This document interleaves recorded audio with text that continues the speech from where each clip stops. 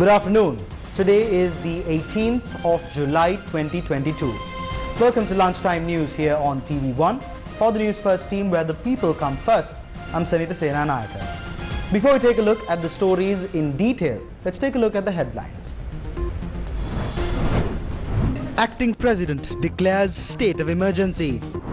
Gas shipment arrives. Fuel issuance only for holds of National Fuel Pass from the 20th. Will the bus fares reduce? Fuel crisis places public passenger transport services in limbo.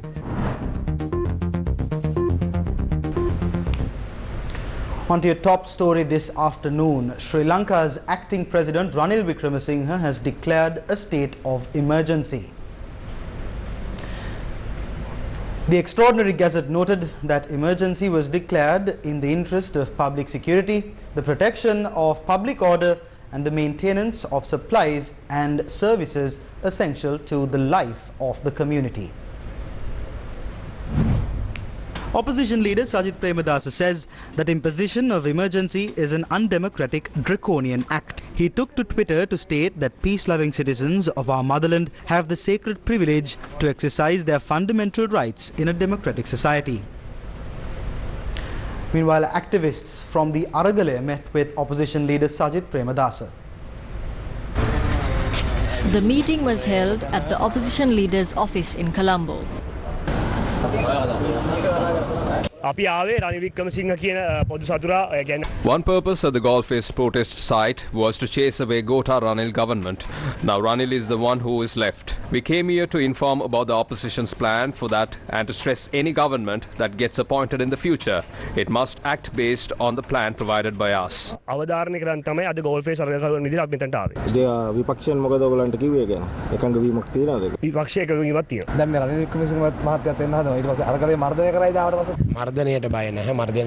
Ranil Wickremesinghe is part of the Rajapaksa cartel. We are not afraid of suppression.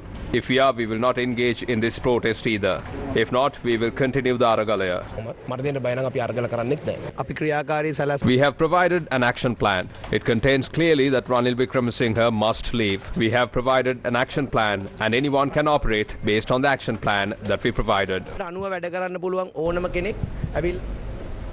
The Samagi Jana Balawegaya convened a media briefing in Colombo today.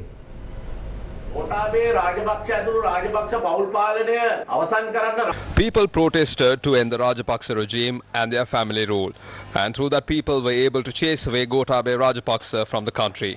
At this moment there is 2 years remaining for the executive president, and the person will be elected through the parliament. Right now the only option is to bring Sajith Premadasa as the president. Now the responsibility of these parliamentarians is to create an atmosphere where people can live.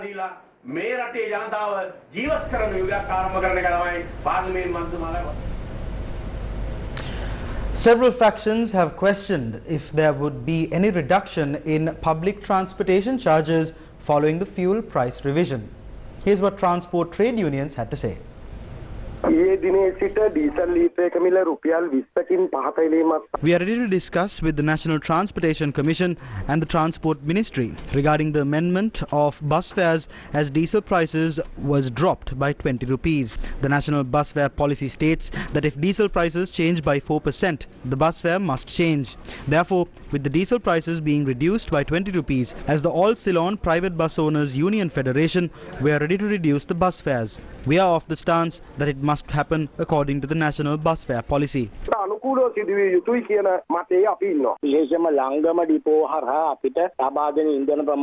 fuel provided to us through SLTB depots is not sufficient. At certain times, it takes 3, 4 or 5 days to get fuel from SLTB depots. Fuel was not issued to us in a limited manner. The CPC has informed us that fuel sufficient for 6,000 buses was sent to SLTB depots. But unfortunately, we didn't get it. If priority is given for us to operate at least 6,500 buses, we can give the benefit of the diesel price revision to the people, according to the national policy. With the drop in global oil prices as per the fuel price formula, prices of fuel were reduced with effect from last night. The new prices are as follows. A litre of 92-octane petrol that was sold at 470 rupees now cost 450 rupees. 95-octane petrol was sold at 550 rupees, now cost at 540 rupees. A litre of diesel that was sold at 460 rupees cost 440 rupees. And a litre of super diesel that was sold at 520 rupees now costs at 510 rupees. Meanwhile, filling station owners in Sri Lanka says they will only issue fuel for the National Fuel Pass. The All Ceylon Filling Station Owners Association says that starting from the 20th of July 2022, fuel only will be issued for the National Fuel Pass. The chairman of the All Ceylon Filling Station Owners Association, WSS Fernando, noted that fuel distribution will not take place until the registration for the National Fuel Pass is complete. Shanta Silva, Joint Secretary of Sri Lanka Petroleum Private Tankers Owners Association, noted fuel transportation for CPETCO filling stations is not taking place today. However, fuel is transported to IOC filling stations. Sri Lanka has been reeling under a major economic crisis that has created acute shortages of food, fuel, medicine supplies and left the country teetering on the edge of economic ruin, forcing thousands to wait in line for essentials, especially fuel. Many fuel stations in Sri Lanka have started to receive fuel stocks for the first time in many days. Thousands are in line for fuel, and at many filling stations, ugly scenes were also witnessed during the long wait. A group protested opposite the Serenora police station, alleging that police officers assaulted a group who were in line for fuel.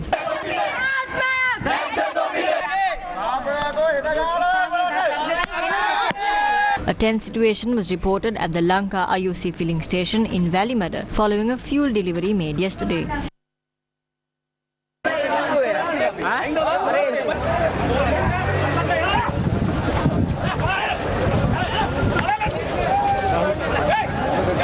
The Valimada police made multiple arrests for unruly behavior.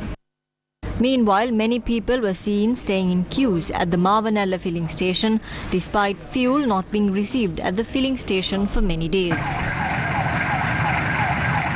A dansal was organized by businessmen and locals for the people who have been waiting in line for days at the Papiliana Lanka IOC filling station.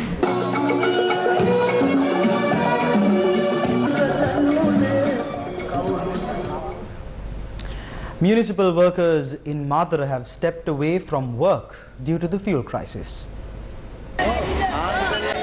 Workers at the Madura Municipal Council have stopped away from their duties due to the fuel shortage. Workers attached to the health, labour, cremation service sectors are protesting opposite the Madura Municipal Council premises.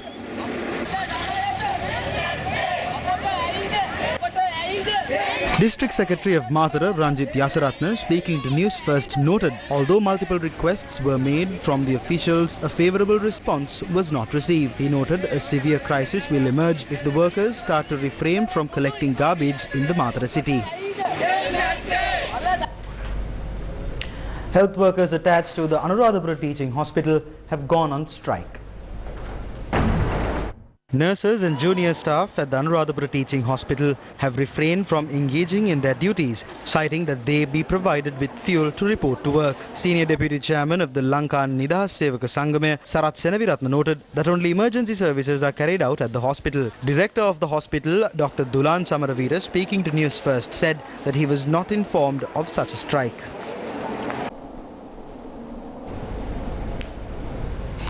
Sri Lanka's fuel crisis has placed public passenger transport services in limbo.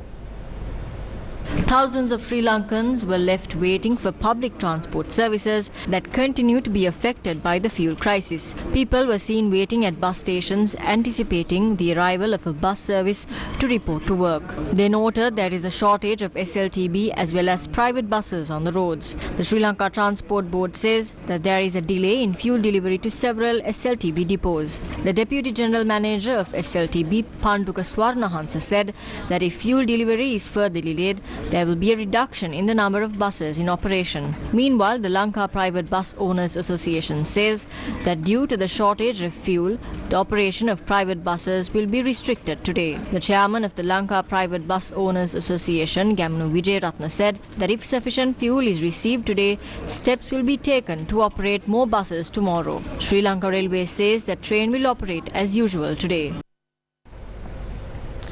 Litro Gas Company says another shipment carrying 3,309 metric tons of gas has reached the island last night. Chairman of Litro Gas Company, Mudita Pereira, says the samples have been sent to the laboratory for testing. He added that the unloading of the gas shipment will begin this afternoon. Meanwhile, long queues are still seen in many areas to obtain gas. Long queues for gas in Hikkaduwa were seen since yesterday afternoon.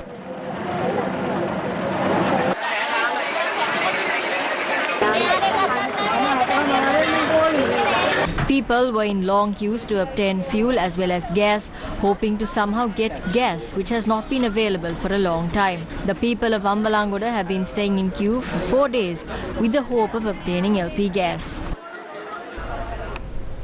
In more local news, 6 people were injured and hospitalized following an accident on the Polonnaruwa-Habarana main road.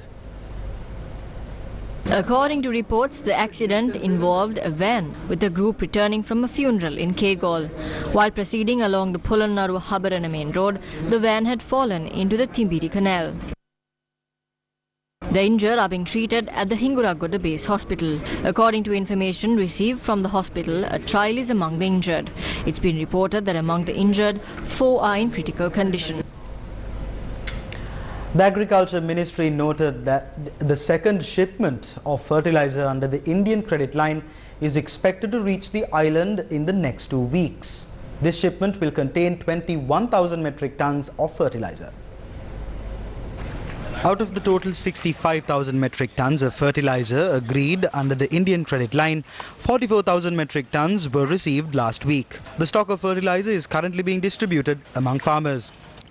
However, many farmers are impacted due to the lack of fertilizer across the country. These farmers from Haliala are requesting that sufficient fertilizer be provided for their farmlands. Another phase of the Divisavya program to distribute dry rations among families in need was held in the Hambantota district today. The program is sponsored by LOLC Holdings.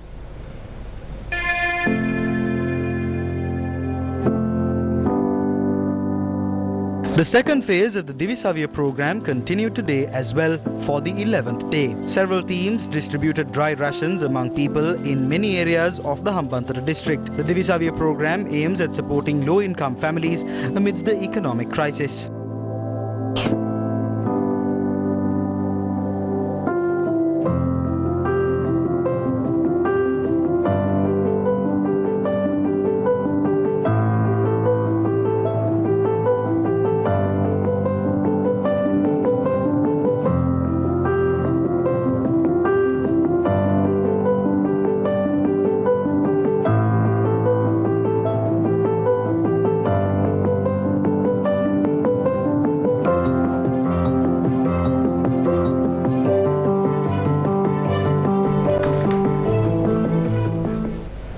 In more local news, counsel appearing for MP Patli Champika Ranavaka told the Colombo High Court that a preliminary objection challenging the continuity of the case filed against his client for causing grievous injury to a person by rash and negligent driving in Rajagiriya will be filed soon.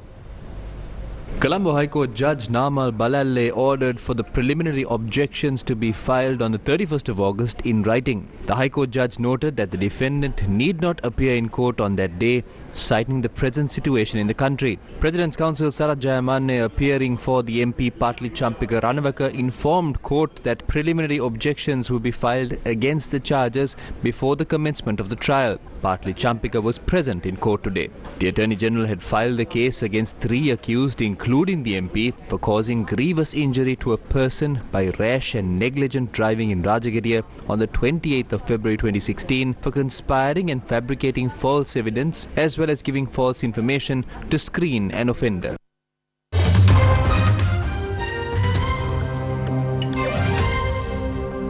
In international news, Ukrainian President Volodymyr Zelensky has fired the head of Ukraine's security agency and the prosecutor general, citing many cases of treason in the two powerful organizations. He said more than 60 former employees were now working against Ukraine in Russian-occupied areas. He added a total of 651 collaboration and treason cases have been opened against law enforcement officials. The sacked officials, Ivan Bakanov and Irina Venediktova, have not commented. In his video address yesterday, Zelensky said, quote, "Such an array of crimes against the foundations of the national security of the state pose very serious questions to the relevant heads of the two organizations. Each of these questions will receive a proper answer."